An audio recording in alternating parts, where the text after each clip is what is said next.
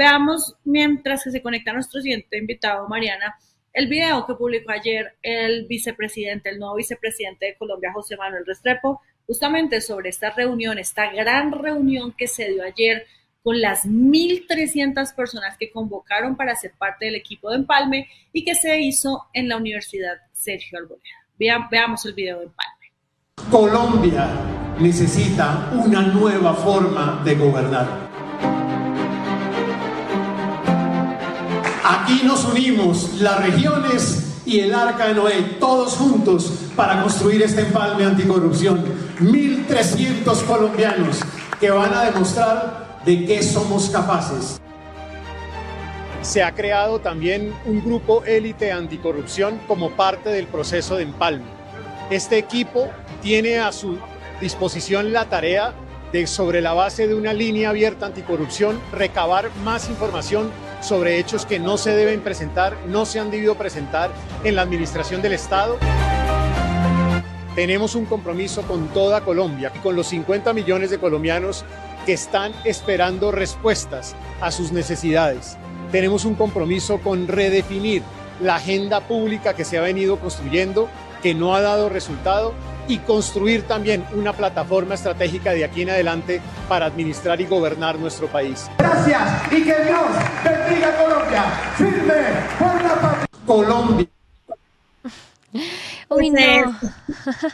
Van a ser 4 años de esos videos con música de superación y es como vamos y podemos, lo lograremos, de motivación, que es un poco lo que hemos visto estos días, ¿no? Con esos videos de anuncio de ministros y demás, y es esta idea, ¿cómo se llaman? Ese tipo de personajes que son como muy motivacionales, ¿no? Como... Sí, como coach, exactamente. Así siento que están siendo estos videos de vamos, lo lograremos porque caímos con el gobierno de Gustavo Petro y ahora llegamos nosotros. Bueno. Creo que se nos fue la señal ahí con Paola un momento, pero bueno, veníamos hablando de este proceso de empalme, de... estos anuncios, este anuncio que hace además el vicepresidente electo José Manuel Restrepo, que además lo llama un empalme anticorrupción y que van a crear una misión también o un grupo, un sector en ese mismo sector, en ese mismo grupo del empalme enfocado puntualmente en la política anticorrupción de este nuevo gobierno. Creo que también tenemos el foto de ese nuevo equipo de empalme, si podemos allí ir mostrando a estos personajes que van a ser parte pues de esta estructura. Y entonces, por ejemplo, allí se ve a Elsa Noguera, que también la mencionaba el senador Ariel Ávila. Ella fue exgobernadora del Atlántico, es claramente un alfil de la casa Char, lo apoyó a Abelardo de la Espriella durante la campaña y sonó durante los últimos días como una candidata para entrar al gabinete de Abelardo de la Espriella y va a estar allí en ese proceso de empalme. Otro de las personas que estaría allí es Carlos Alonso Lucio, que pues también ha sido o ha sonado en diferentes momentos de este proceso, hace parte del círculo más cerrado de Abelardo de la Espriella, es su amigo desde hace 2 décadas, se conocieron porque Abelardo de la Espriella lo defendió en un caso que pues hoy se encuentra archivado, esposo de Vivian Morales, la ex senadora y ex fiscal cristiana, que va a ser además la coordinadora del empalme en el sector de educación, que también es otro de los nombramientos que mencionaba Ariel Ávila, pues que implicaría un retroceso estando bajo el liderazgo de esta cartera de educación. ¿Algún otro nombre, por ejemplo, del que usted, Paola, le llame la atención? Venía hablando de Elsa Noguera, pues de Vivian Morales, Elsa Noguera que viene de la casa Char, pues Vivian Morales que sabemos que viene con con unas ideologías bastante conservadoras, cristianas y demás. Ya hablamos de Jerome también Sanabria, o Jerome, que es esta activista digital, consejera de juventud en Bogotá, y pues que se ha vuelto popular por hablar del régimen pensional. No sé si algún otro nombre que usted quisiera destacar o mencionar. Sí, pues mire, en el sector de tecnologías de las comunicaciones veo que está como coordinador José Daniel López, incluso lo vimos ayer en la reunión esta que se hizo en la Sergio Arboleda, y pues me parece un muy buen perfil. Él es quien lideraba hasta ahora, me imagino, porque tendrá que entregar ese cargo, o bueno, no, mentiras, porque eso ya creo que desapareció, no estoy segura, pero él lideraba el gremio de las empresas de telefonía de comunicaciones, que es Asomóvil. José Daniel López, que incluso creo que también estuvo en el Congreso de la República, si no estoy mal, así que me parece que es un buen nombre, pero además aparece en el Ministerio de Relaciones Exteriores. Si quieren, pongamos el cuadrito para que lo veamos, ahí ustedes mismos sepan, y si ustedes también quieren hablar de alguno de los perfiles que leen ahí, perdón, José Daniel López no es de Asomóvil, sino de Alianza IN, que es el gremio de las plataformas digitales, es decir, que es una persona que conoce el sector. Pero también veo que aparece ahí, por ejemplo, en el tema de relaciones exteriores, Priscila Cabrales. Aparece, bueno, usted ya lo mencionó, Elsa Noguera, pero miren, por ejemplo, en Prosperidad Social, Inclusión y Niñez, Ani Abello como coordinadora.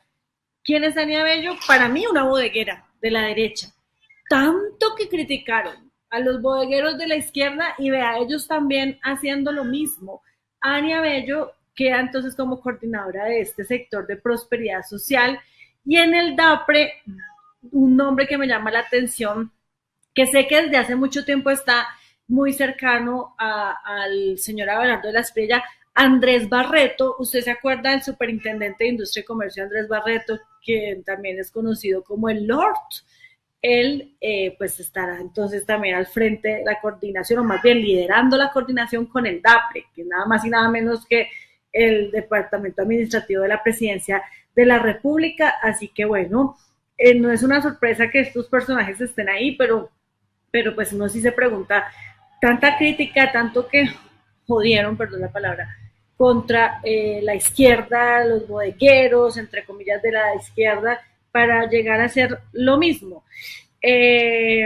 Bueno, hay otros nombres ahí que no conozco. Bueno, en defensa el general Jorge Mora, interesante ese nombre. En agricultura, ya lo decíamos, Indalecio Dangond, este sí me parece un buen nombre, pues conoce mucho del sector. Y otros, Iván Cancino, el abogado Iván Cancino en el sector de justicia, y también el abogado Hernando Herrera, famoso por su participación en la mesa de trabajo de Caracol Radio y por también haber estado, creo que en, bueno, uno de estos institutos de derecho que son tan sonados en nuestro país. Bueno, esos son los nombres que por ahora estamos conociendo y que seguramente... Agricultura también me parece importante mencionarlo, porque no sé si vio que aparece Indalecio Dangond con Miriam Martínez y Juan Manuel Villegas. Ellos serían los coordinadores, y pues este personaje, Indalecio Dangond, además de ser administrador de empresas y de tener pues una larga trayectoria en el sector agrario, ha trabajado pues en el Banco Agrario, en Finagro, ha sido asesor de 5 ministros de Agricultura, y es medio hermano del empresario palmicultor Silvestre Dangond,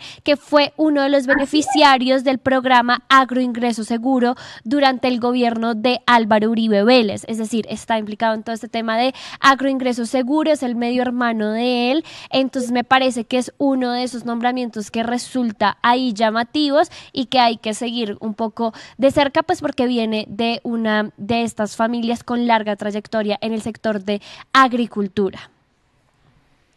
Pero no tiene nada que ver con los cantantes, sí.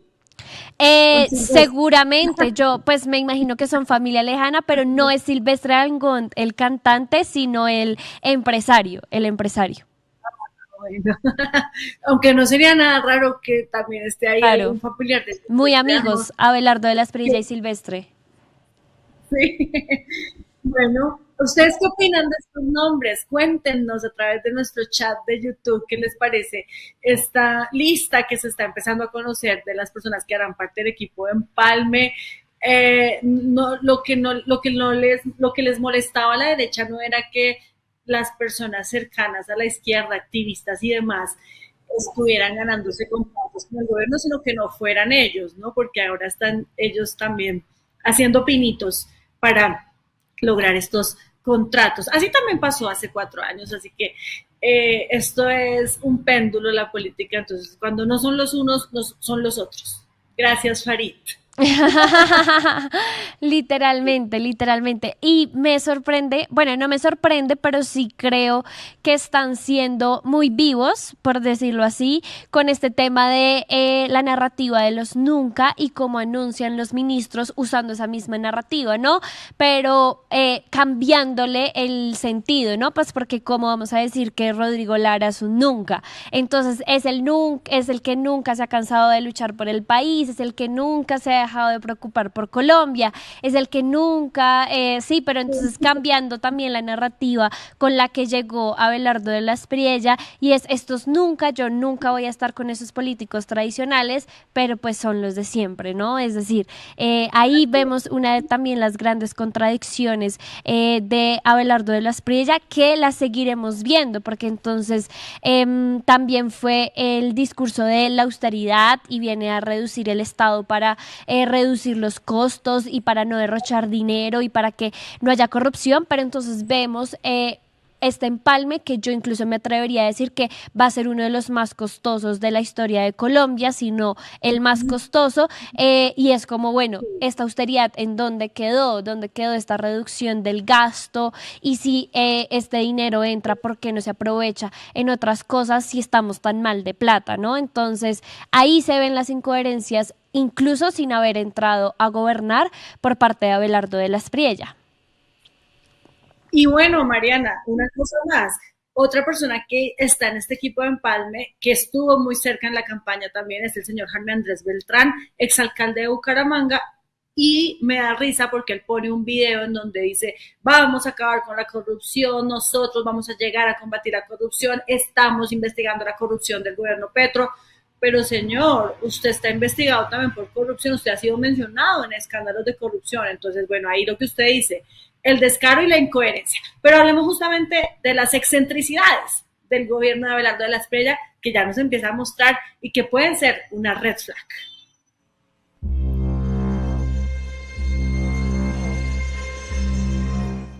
Es un hombre excéntrico, Abelardo de la Espriella, y por eso se va a gastar 60 millones de dólares en el empalme, 1.300 personas en el Arca de Noé. Y pues para hablar de eso está conectado con nosotros el congresista electo del Pacto Histórico, quien ha hecho bastantes críticas recientemente en sus redes sociales por este tema. Daniel Monroy, gracias por conectarse aquí con nosotros en De Frente. Daniel, buenos días. ¿Y qué decir sobre este empalme tan curioso que ha tenido el gobierno de Abelardo de la Espriella y sobre todo de la plata que se van a gastar? Hola Paola, buenos días. Un saludo a todos los oyentes, los televidentes del programa. Gracias por la invitación. Pues lo primero que hay que advertir, Paola, es que efectivamente nunca en la historia de nuestro país se había visto que un proceso de empalme costara 60 millones de dólares, ¿no? Obviamente están tratando de vender esto como una especie de regalo del Banco Interamericano. Algo que por supuesto nos cuestionamos muchos de nosotros, o por lo menos nos genera muchas dudas, es si esto realmente es un regalo, es una forma básicamente de seguir empeñando nuestro país a la agenda de Estados Unidos. Esto también hay que dejarlo bastante claro, y es que los procesos de empalme en nuestro país no tienen ningún costo. Es decir, nunca se ha visto que se gaste un solo peso alrededor de este tipo de procesos, porque básicamente es un trámite donde el gobierno saliente a través de cada una de sus carteras designa unas personas para que entreguen unos informes alrededor de la gestión de los últimos años de gobierno, y pues del otro lado el gobierno entrante también designa unas personas para que reciban esta información, hagan los comentarios correspondientes, y digamos que ese es el procedimiento del trámite normal. Sin embargo, aquí lo que estamos viendo es una narrativa que se empieza a construir de generar, ¿no?, unos cuestionamientos de posible corrupción al interior de las distintas carteras, que para mí la intención que tiene, por supuesto, es por parte del gobierno entrante Abelardo de la Espriella decretar algún tipo de emergencia económica, vender la narrativa de que fiscalmente estamos en la olla, si me permiten la expresión, que estamos bastante mal y por lo tanto hay que decretar una emergencia económica para posteriormente tomar unas decisiones que no respeten el Congreso de la República, sino pasarlo por alto.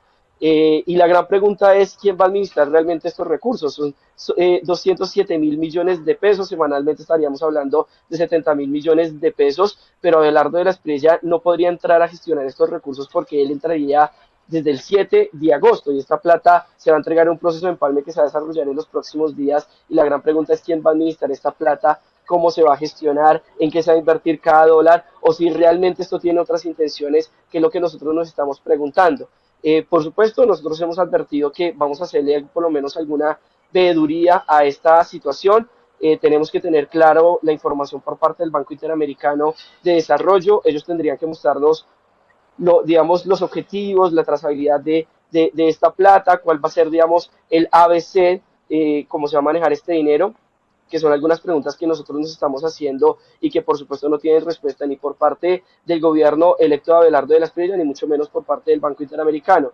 Un dato que no es menor, Paola, es que el 30%, el accionista mayoritario del BID es Estados Unidos con el 30%, es decir, Abelardo de la Espriella no solamente es ciudadano norteamericano, sino que estaría supeditando las decisiones a lo que podría establecer la agenda de Estados Unidos. Y reitero, esto por supuesto a nosotros nos está generando muchas dudas.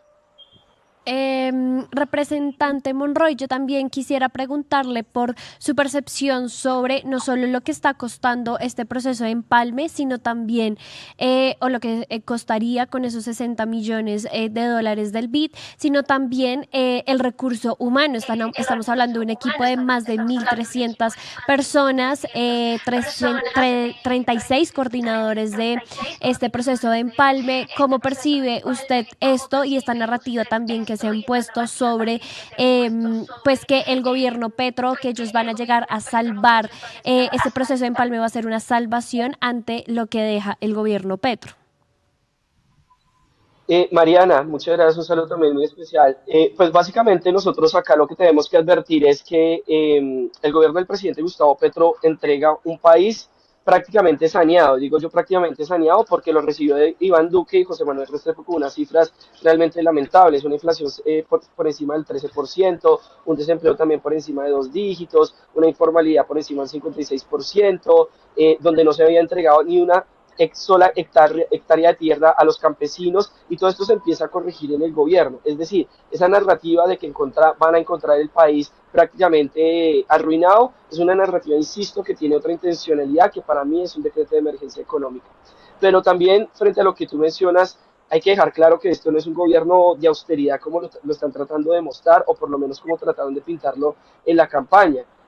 Solamente con el desayuno uno sabe cómo va a terminar siendo el almuerzo y la cena. Cuando se están nombrando a esta cantidad de personas, un ejercicio de empalme con esta cantidad de recursos que ya se han señalado, pues uno también termina concluyendo que estas personas pueden hacer parte del gobierno de Abelardo de la Espriella en uno u otro cargo, lo que quiere decir que no se está hablando de ningún tipo de austeridad, únicamente lo que van a hacer es un ajuste al interior del gobierno para que las familias de siempre, ¿no?, ya que hablan tanto de los nunca, pues los que siempre han estado al frente del país, que son la clase política tradicional, pues terminen de una u otra manera manejando la situación del país, ¿no? Entonces estamos viendo cómo la familia Gómez, que tuvo que regresar al poder a través de la alianza con Abelardo de la Espriella, un tipo totalmente cuestionado con sus vínculos o sus presuntos vínculos con estructuras no solamente paramilitares, sino varios narcos en Estados Unidos, pues tuvieron que hacer esas alianzas para regresar al poder, pero también sectores del centro democrático van a estar allí. ¿Qué papel va a jugar Eduardo Zapateiro? ¿Qué papel va a jugar María Fernanda Cabal o la propia Paloma Valencia? Ustedes también han señalado lo que va a ser el papel del señor Beltrán, investigado por corrupción por parte de la Contraloría General, que va a ser también alrededor de las figuras políticas que están ligados a los clanes políticos de nuestro país, ¿no? El Sanoguera con el clan Char, los Dangond, que también hacen parte de esa estructura política tradicional. Es decir, acá lo que estamos viendo no es ninguna austeridad, sino lo que estamos viendo es cómo se va a comportar el gobierno y es la repartija del Estado entre las familias que pues no tuvieron poder estos 4 años y que básicamente están organizando todo para que vuelvan a manejar Colombia como siempre han querido y es su finca personal. Sí, Daniel, sin embargo, lo que se está denunciando en medio de este proceso de empalme e incluso se han entregado ya unos derechos de petición a las entidades públicas, es que se está raspando la olla, ¿no? Para nadie es un secreto que todos los gobiernos que entran, pues lo primero que hacen es poner el espejo retrovisor. Y pues aquí también lo mencionábamos anteriormente, la administración de Abelardo de la Espriella lo que está haciendo es prácticamente una auditoría forense como si el gobierno que saliera no fuera un gobierno sino una organización criminal y como si todos se lo hubieran robado. Usted, pues, ha sido férreo defensor del gobierno de Gustavo Petro e incluso por eso también logra una curul en el Congreso de la República y por eso quiero preguntarle qué decir sobre estas denuncias, cómo se puede, digamos, combatir un poco esa narrativa de que están raspando la olla y que van a dejar al país en cero. Paola, pues yo creo que aquí es como reafirmar eso, ¿no? Yo sí le hago una invitación a la gente y es mirar cómo está el país, es decir, en términos generales, cómo se está entregando el país en este momento. Yo ahí daba algunas cifras, pero podríamos revisar cartera por cartera, que básicamente eso también es el proceso de empalme. Nosotros también estamos haciendo ese ejercicio para determinar cómo entrega el gobierno del presidente Gustavo Petro el país para posteriormente hacer el análisis de cómo lo va a gestionar Abelardo de la Espriella.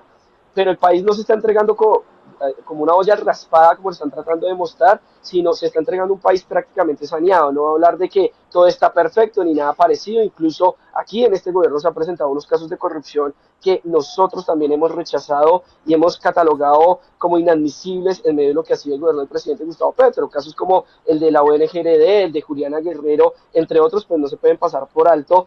Pero eso no significa que entonces lo que tenemos que permitir es que Abelardo de la Espriella prácticamente genere un paraestado, ¿no? Donde irrespeta incluso los órganos de control de nuestro país, donde no tiene ningún tipo de respeto por parte de la Contraloría, la Fiscalía, la Procuraduría, quienes son los llamados a investigar cualquier caso de corrupción que se pueda presentar al interior del gobierno. No lo va a hacer a través de los entes de control porque sabe que de una u otra forma no le va a funcionar esa estrategia para su narrativa. Entonces, básicamente con 60 millones de dólares generamos un paraestado, organizamos nosotros nuestro propio órgano de investigación anticorrupción y empezamos nosotros a fungir como juez y parte, que es lo que está pretendiendo Abelardo de la Espriella en este momento, que a mí sí me parece preocupante. Yo no sé qué tendrán para decir aquí las altas cortes sobre este tema, la fiscal general de la Nación, la Contraloría y Procuraduría, si van a admitir todo esto. Pues ayer veíamos a uno de los magistrados de la Corte Constitucional en medio de este proceso de empalme, salieron a decir que básicamente él estaba dictando unas clases ahí mismo en esta universidad donde se desarrolló este primer encuentro, a pesar de que pues, las universidades en este momento están en vacaciones. No entendemos bien qué clase estaba dando el señor Camargo, pero sí es un irrespeto por lo menos a la institucionalidad de nuestro país. Lo que se pretende es pasarse por alto a la institucionalidad de nuestro país para generar, insisto, este paraestado de investigación que, pues digamos, de unos resultados que le favorezcan a Abelardo de la Espriella y la narrativa que están montando en este momento. No puedo dejar de preguntarle por algo que además desde el mismo pacto histórico han estado bastante presentes y denunciando, y es el tema de Beto Coral, que lo han llamado el primer preso político de este gobierno que va a entrar. ¿Qué ha pasado? ¿En qué está esa situación? ¿Qué se sabe al respecto sobre Beto Coral? Pues mira, lo de Beto Coral, por supuesto, es básicamente el indicio, la muestra de cómo se va a presentar el gobierno de Abelardo de la Espriella, ¿no? Un gobierno que va a perseguir sin lugar a dudas al opositor, que va a perseguir sin lugar a dudas a la persona que se atreva a cuestionarlo.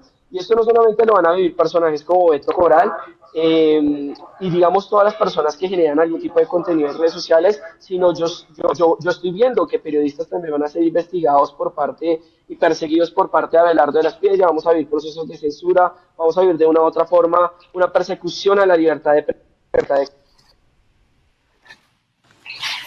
Creo que se nos fue la conexión con Daniel Monroy. Sí. Entró la llamada. intentamos retomar, menciono esto de Beto Coral porque desde ayer vi un pronunciamiento de varios integrantes del pacto histórico que lo calificaban como el primer preso político que hay en el gobierno que va a entrar de Abelardo de la Espriella. Sí, y importante también lo que estaba mencionando con relación a lo que va a ser la entrega del gobierno. Y me llama mucho la atención, quisiera preguntarle, ojalá se pueda volver a conectar. Me llama mucho la atención el hecho de que él diga que sí reconocen algunos escándalos de corrupción, como por ejemplo lo que pasó con la unidad de gestión de riesgo. Pues imposible eso negarlo cuando pues pasó por fue uno de los escándalos más grandes de este gobierno que termina.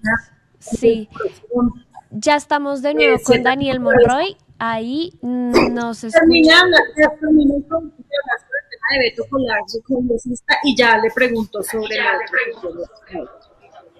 Sí, no, yo solamente terminar la idea de que básicamente esa es la forma en que va a operar Abelardo de la Espriella, Paola. Es la persecución directa a quien se atreva a cuestionarlo, es la persecución directa a quien se atreva a hablar en contra no solamente de él, sino de lo que va a ser su gobierno. Creo que incluso tú, Paola, denunciaste también algún tipo de censura, de acoso por tu labor de periodismo, y eso es realmente preocupante. Lo de Beto Coral pues es la muestra de lo que nos puede llegar a suceder a muchos de nosotros que le vamos a hacer oposición y seguimiento constante a Abelardo de la Espriella. La situación de Beto Coral en este momento es que a él lo estuvieron trasladando de un estado a otro para impedirle la posibilidad de defenderse. Ustedes saben que en Estados Unidos cada estado maneja una forma de defensa distinta.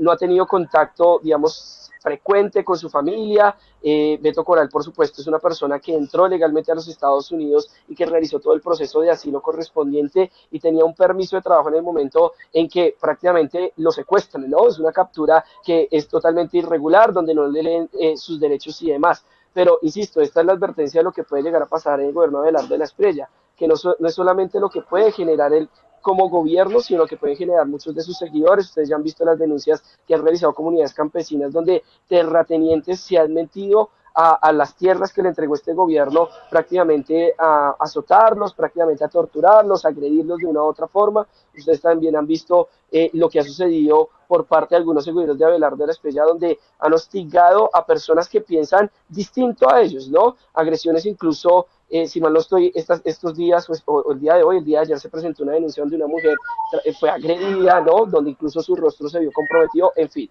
Es decir, estamos a la víspera de lo que puede ser el gobierno con la mayor persecución alrededor de las personas que se atrevan a cuestionarlo. Por supuesto, solidaridad con Beto, donde estamos muy atentos a lo que pueda pasar. Él tiene una intención de continuar en Estados Unidos porque básicamente su hijo también está allí y no creo que Beto pues tenga la intención de alejarse de su hijo en este momento.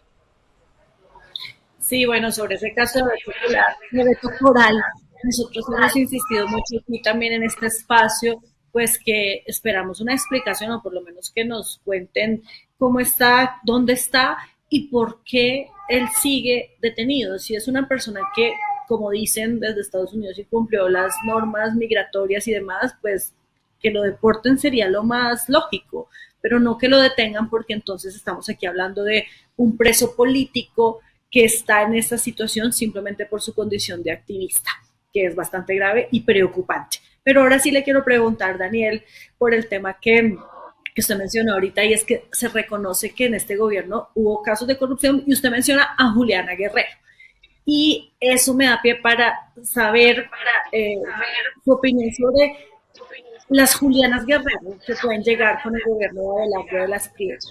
¿Usted cómo ve esa posibilidad? ¿Quiénes serían esos personajes que ya estamos viendo que empiezan a ser parte del equipo de Empalme y que tanto se criticó a Juliana Guerrero por su falta de estudios y por querer lograr tener un cargo importante en el Estado sin cumplir con las normas y sin tener capacidad de idoneidad? Pero aquí vamos a ver también que eso va a pasar en este gobierno de Abelardo de la Espriella. ¿Usted qué piensa? Pues digamos, yo siempre he sido enfático, Paola, y guardando coherencia respecto a lo que como principios yo he defendido, es que aquí no se puede tolerar ningún caso de corrupción o algún tipo de escenario que permita digamos, darle privilegios a personas que no tienen la capacidad o la experiencia para ocupar algunos cargos. Por eso mencionaba lo de la Unidad Nacional de Gestión de Riesgo, el propio presidente aceptó esa responsabilidad como tal el 20 de julio ante el Congreso, y también hemos sido críticos de efectivamente las Julianas Guerreros que aprovechan o que generan algunos casos también de corrupción para ocupar este tipo de cargos que no se pueden tolerar. Y ayer veíamos en este empalme a personas que lo único que han hecho en redes sociales es actuar como bodegueros, ¿no? No voy a dar nombres específicos porque mi intención tampoco es darles algún tipo de protagonismo a esas personas, que seguramente lo van a tener, pero por ahora no lo va a hacer, pero son personas que han tenido la financiación de banqueros, que incluso han sido respaldadas por algunos medios de comunicación tradicionales, ocupando columnas, ¿no? Y uno se pregunta qué capacidades o cuáles fueron los logros para ocupar esas columnas de opinión y manejarla, digamos, de una u otra forma, dirigir la opinión de la gente a través de estas editoriales o estas columnas, y que son personas que también han fungido como bodegueras generando e instalando narrativas realmente peligrosas.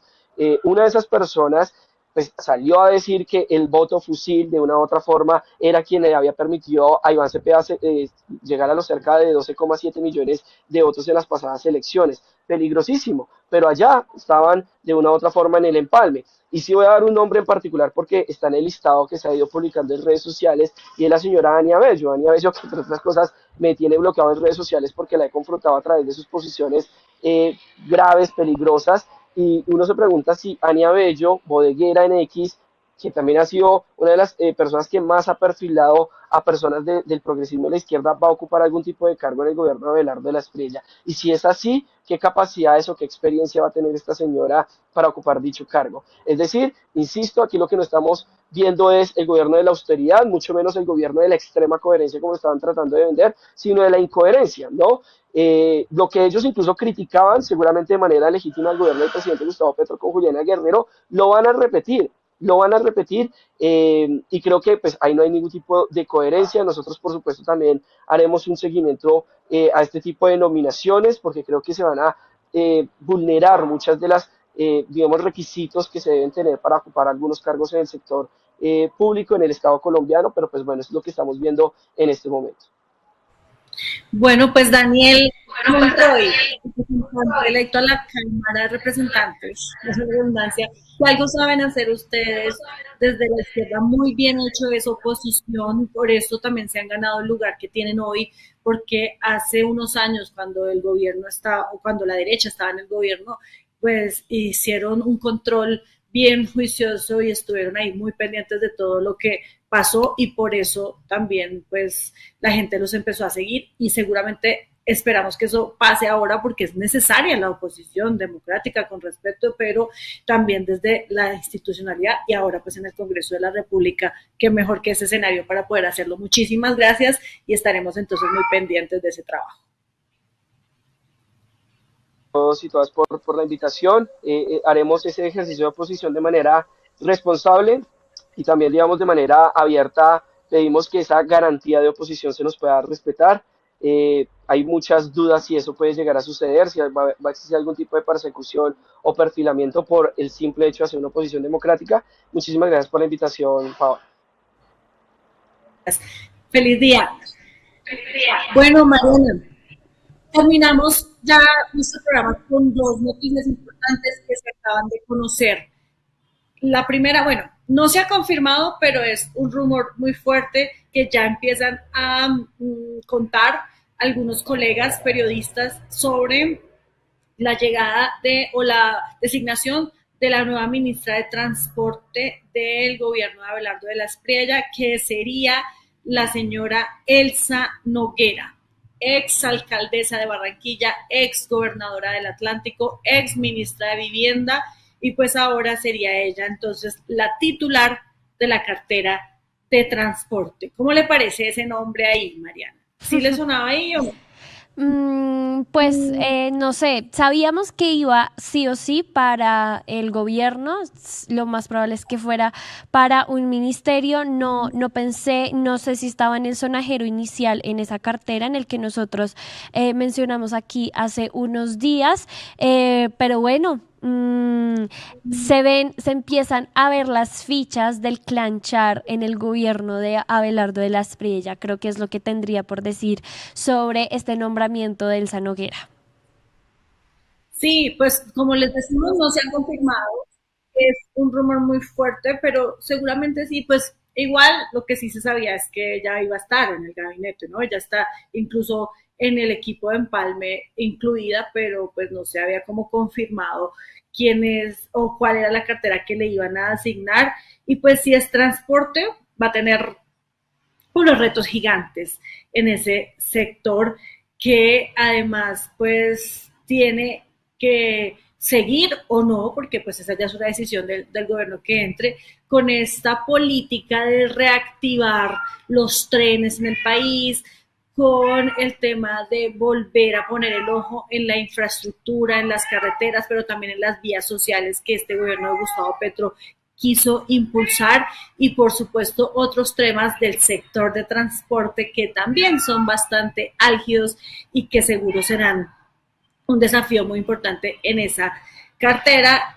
Y lo otro, Mariana, que le iba a contar es que el ministro del Interior, el nuevo ministro de Hacienda y el vicepresidente de Colombia, el nuevo, el electo, pues, José Manuel Restrepo, han dado declaraciones esta mañana en los medios de comunicación y todos coinciden en que son muchos los ministerios que hay hoy en día. 19 ministerios para ellos son un montón y son entidades públicas que están gastando mucho presupuesto público, y por ende ya se empieza a pensar entonces dónde pasar la tijera. Eso va a ser bien interesante también porque pues significa que empieza a cumplirse la promesa del recorte del Estado por parte de Abelardo de la Espriella. Ayúdanos a seguir con nuestra labor periodística a través de nuestro NECI 310-779-3518. Lo hiciste artísticamente y lo hiciste con las víctimas, que eso es un mensaje a dar. Caminamos juntos, todos con el progresismo por las calles defendiendo el plebiscito por el sí. ¿Cuál es la capacidad de generación de vivienda? ¿Los subsidios para quién son? Diciendo que le vamos a quitar los privilegios a los políticos. La política no descansó este fin de semana con estos personajes señalados por corrupción. Sí, señoras, sí, señores, llega la central. Este espacio semanal que hemos concebido para reflexionar sobre asuntos coyunturales. Allí vivía la familia de Pablo Escobar Gaviria.